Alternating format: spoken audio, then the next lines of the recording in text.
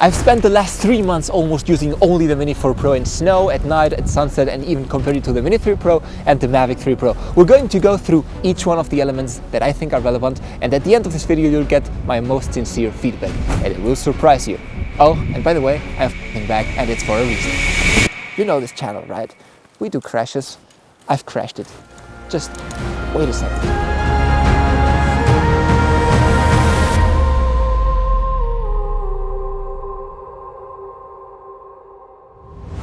I was in the Dolomites a couple of months ago and I didn't take my Mini 3 Pro or the 4 Pro, instead I took the Mavic 3. I prioritized quality over portability, and of course my footage is a million times better, especially in low light or sunsets, as you can see, and I must have been flying with at least a dozen other drone pilots, and fun fact, they were all flying Mini 3 Pros. Every single one of them. Now, I'm a filmmaker and I will use my footage for my show reel, for clients and for other projects, and I didn't care too much about the extra weight on my backpack as I was carrying already a couple of cameras and other lenses. But between you and me guys, I would have chosen a million times the Mini 4 Pro if I wasn't making a living out of my filmings. Let's be practical, 99.9% of people who buy DJI drones will upload their videos online. They are not making a living out of those videos and photos, right? So you don't need a Mavic then. The Mini 4 Pro is more than enough for small screens, especially smartphones. I have made a video comparison about the footage quality and other important things between the Mini 4 Pro and my Mavic 3 Pro. So stay tuned and hit the sub and like, because the video is coming in the next few days. You know what bothers me a lot? It really makes me go super crazy. It's the same camera, the same sensor and the same lens as the Mini 3 Pro.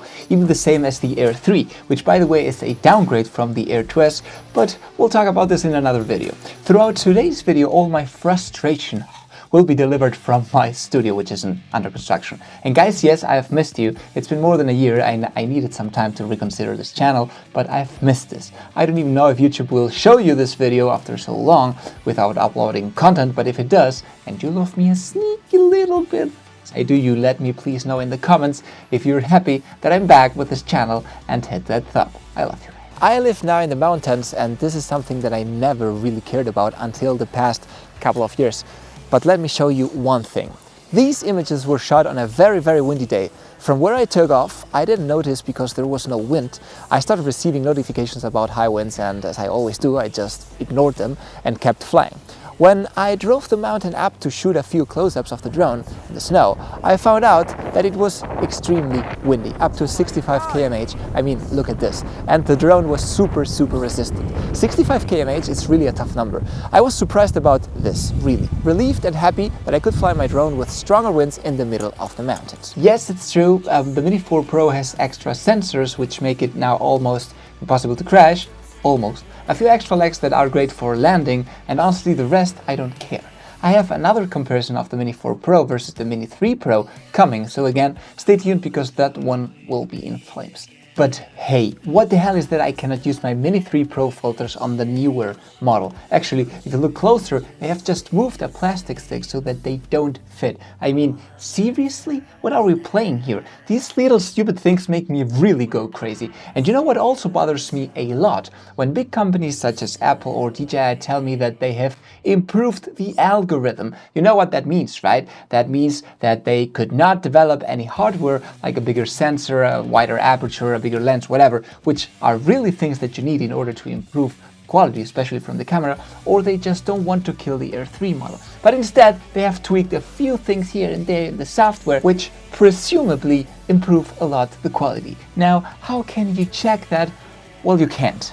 Another thing that surprised me a little bit in a good way, well, you'll see why not at the end of this part, but it surprised me in a good way, was the tracking actually. And not because it seems to be finally usable, which it is, but because of the way of the interface actually. You can now draw a line, if you can see here, on your controller, and the drone will do so. Of course, I cannot drive like 100 miles per hour as the drone is quite slow, but for the beautiful scenery, driving my motorbike, it's more than enough, or with the car slowly, it works well. It's nearly impossible to crash, and now because of the sensors, but you know me, you know this channel, right? We do crashes. I've crashed it. Just wait a second.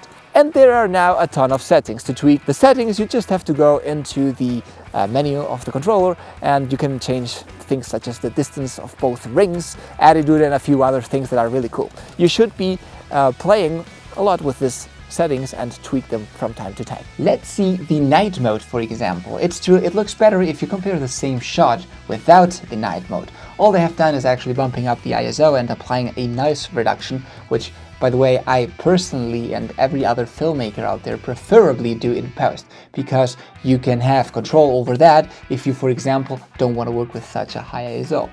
And the same goes for this D-Log-M mode, which is cool to use, and I've seen a ton of YouTubers brag and talk nice things about it without even understanding what it is.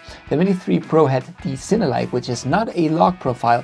There's nothing behind it other than a low saturation, low contrast color profile. And D-Log-M, on the other hand, is, as the name says, log. And DJI has finally published a conversion LUT into Rec 709. We had never had before official info or math LUTs or correction profiles in order to get our Rec 709 footage. This is good, but yes, I've tested shooting the very same video in D-Log-M and in normal mode, and guess what?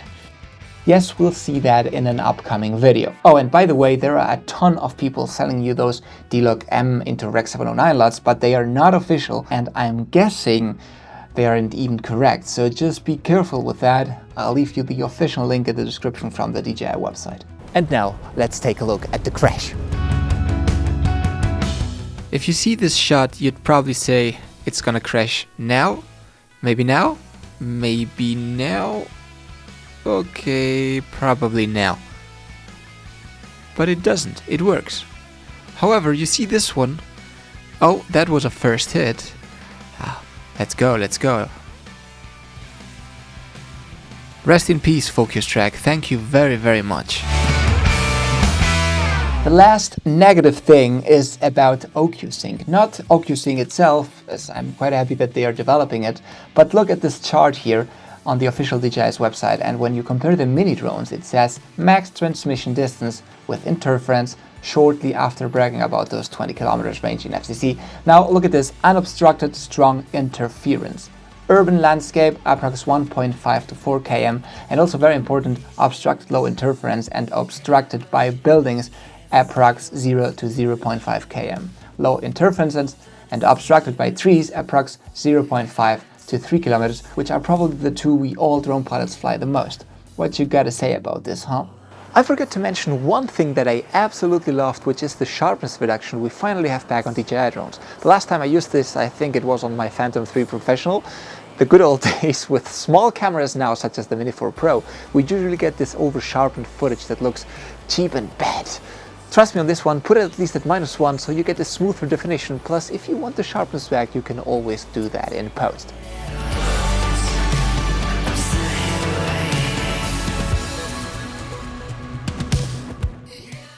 Now here are my final words. I can't recommend the upgrade from a Mini 3 Pro to a Mini 4 Pro. Even if you sell the old version for a decent price and put 200 bucks on top of it, just don't. It doesn't make any sense. The extra features are not worth it. Paying more for extra side sensors and a few software updates, definitely not, as I crashed the drone anyway. If you want a professional output for your work, don't. This is still a semi-pro drone with a good video and photo quality, but not professional. However, get the drone if you are not a professional or you don't have any other drone yet.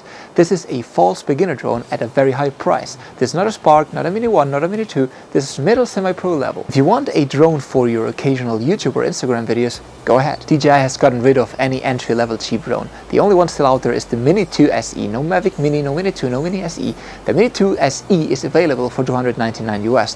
Go get it if you just want to fly a couple times a year, because for the Mini 4 Pro with the bundle which you'll end up buying 100%, you'll go up to 1100 bucks. It's a lot, just think about it. Let me know in the comments, guys, if you like this video, and I of course love you a lot.